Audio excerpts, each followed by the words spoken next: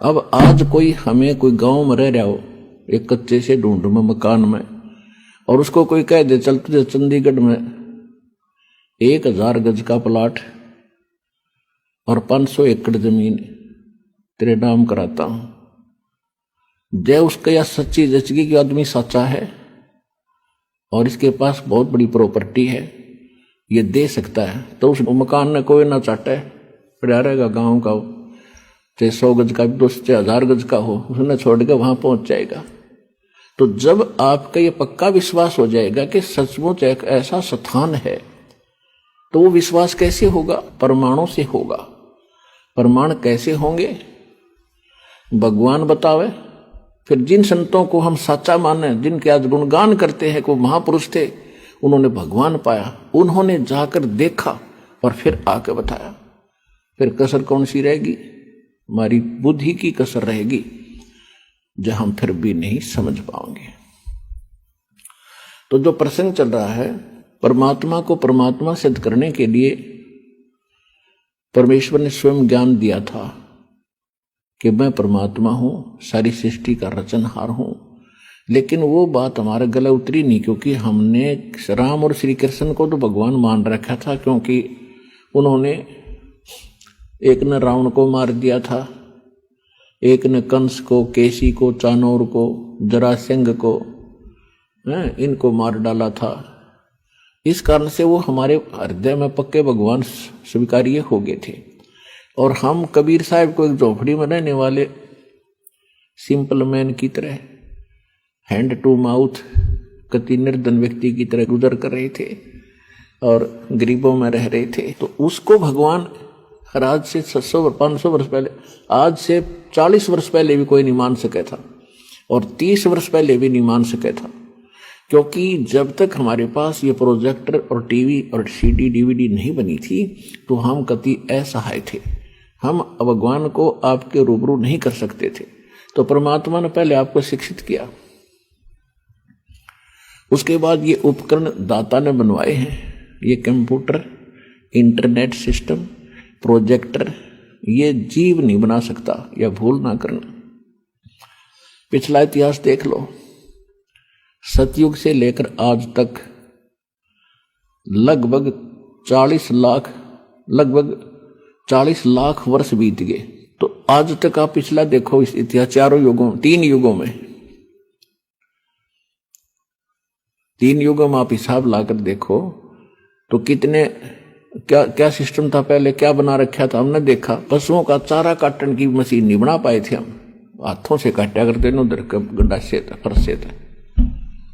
तो कहने का भाव ये दास जो कहना चाहता है कि सारा कुछ परमात्मा ने बुद्धि दी जीव को, और फिर ये आज हमारे काम आएंगे।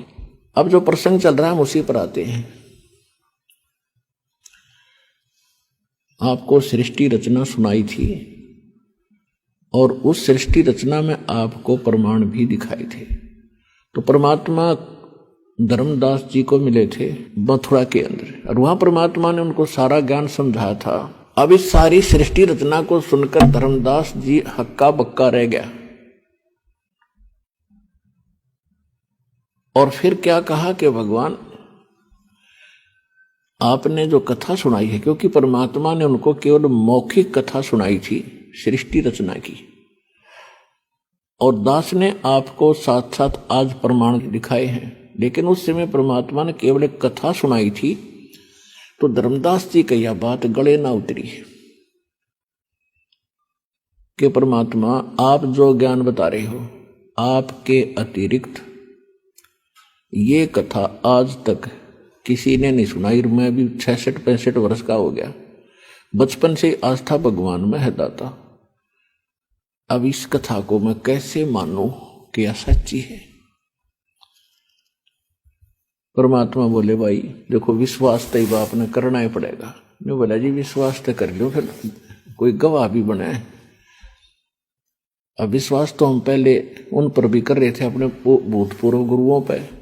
आज उनका ज्ञान गलत हो गया तो कैसे विश्वास करूं? परमात्मा बोले भाई ठीक है, मत करें, यह बात सच्ची है। तो परमात्मा अंतर ध्यान हो गए दूसरी बार,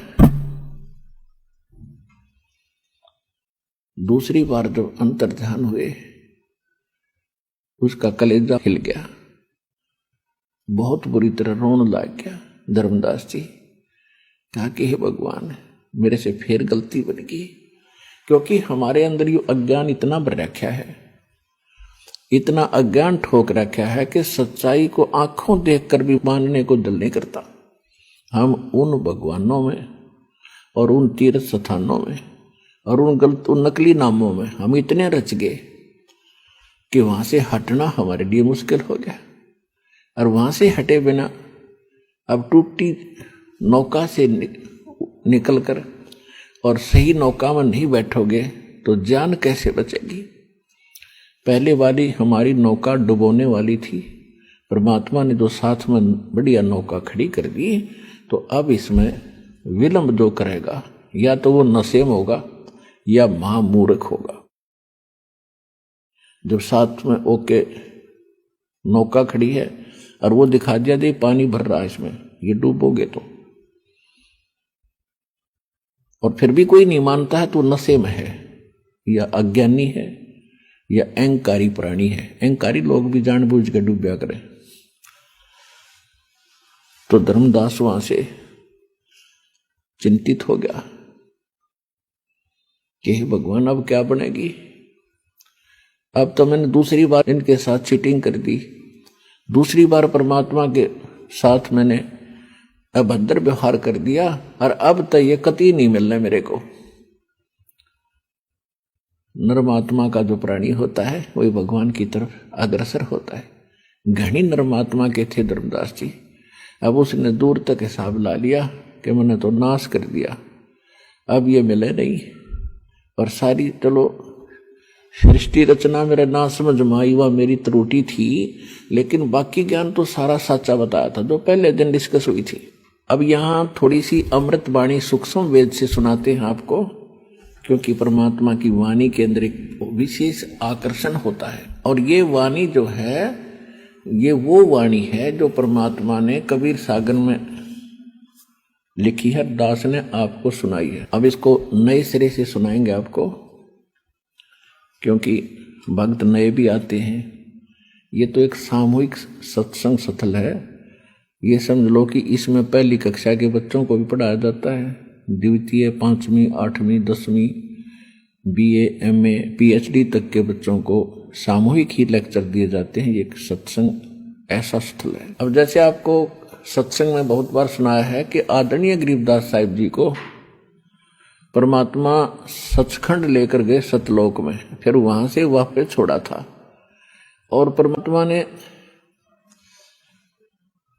पहले ही निर्धारित कर दिया था कि 12वां पंथ जो कबीर पंथ का गरीबदास पंथ होगा, नकली, वो नकली पंथ थे, लेकिन ये संत तो ठीक थे गरीबदास जी, लेकिन आगे चल के इनकी वाणी को ना समझ कर उन्होंने इस सच्चे पंथ को गलत बना दिया, वाणी का रहस्य नहीं समझ सके, जिस कारण से परमात्मा ने ये वाणी दोबारा बुलवाई थी गरीबदास जी के माध्यम से, और उनकी दिव्य दृष्टि यानी ज्ञान योग खोल दिया था।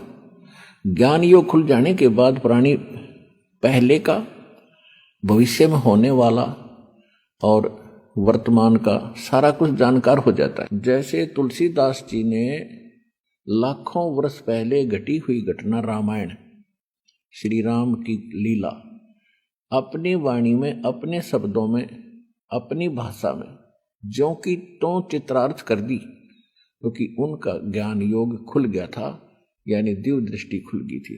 तो दिव्य दृष्टि की क्षमता होती है, दिव्य दृष्टि की अपनी रेंज होती है।